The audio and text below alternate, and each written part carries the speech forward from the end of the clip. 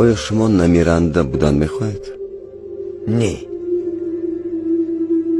وظیفه ما بود کردم گفتی ورسو نیچویم نیز دیستیلی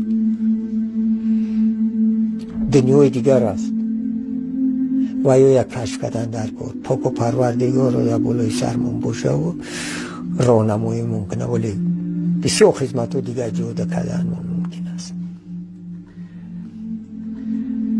چگونه مردن میخواهید؟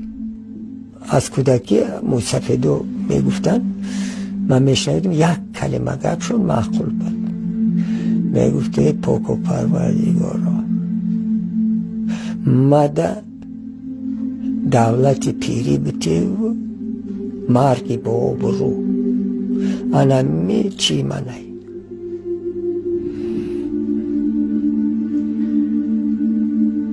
به فکر شما روزی جنازه‌تون آدمان درباره شما چی میگویند؟ میگن آدم نفس بود.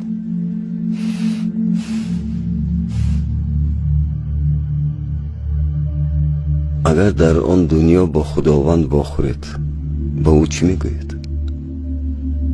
میگم در نام پاکت بمیرم، خیریت پیش تو ما.